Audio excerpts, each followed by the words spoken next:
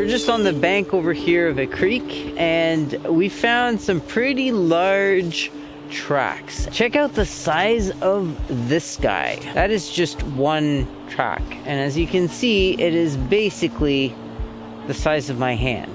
So trumpeter swans are a native species. They were almost extinct at one point. However, lots of effort went into bringing them back, and they have been around here overwintering for the last, I don't know how many years.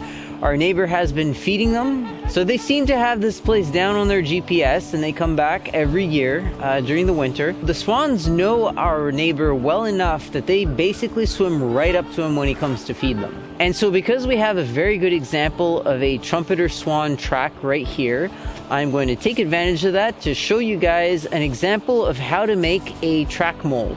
This is so that you can get a copy of the track that then you can take home with you and study as much as you want. So with track molds, the very first ingredient you're going to need is some plaster of Paris. You can find this pretty much at any kind of hardware store. We got ours at a Canadian Tire. You're going to need a container in which you're going to be mixing. Then you're going to need some water, or if you're at a body of water like this, a container that you can use for scooping up some of that water. You're going to need a stick or something that you can use for mixing as well. And you also need a rim that you can put around your track. This is a very large track, therefore we have made a very large mold. You can use cardboard. We've also cut up a plastic food container. This would be more for medium-sized tracks. You want it to be able to fit around the track with a bit of space, because keep in mind, when you place your ring down, you need to press down, and as you do, some of the snow that's on the edges could potentially come in and squash a little bit your track. We're lucky enough to be by a creek, so that saves having to bring the water. So we've made these lines here so that we have the measurements already predetermined. However, if you don't have that, that's fine. You can just use a measuring cup, anything to help you keep track of how much of the water and how much of the plaster you're putting in. So here goes the water. Next, we're going to take our plaster.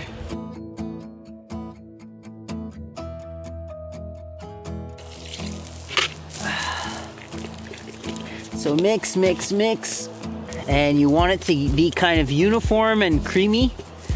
So make sure that it's as mixed as possible. You gotta move fast though, because it does set quickly. But you do want it also properly mixed, so don't go too quickly. It's looking like kind of heavy cream. Okay, and let's pour that in. Here we go.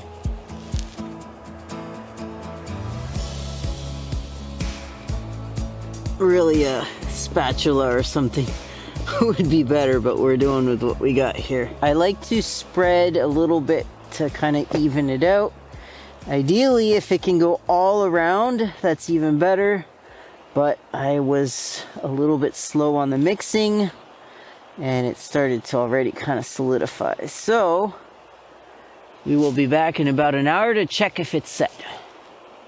We've come back to check on our swan track, and if you look over there, there's actually a couple that are right at the spot where we made the track mold. They probably think that we're bringing them food. They're waiting for breakfast.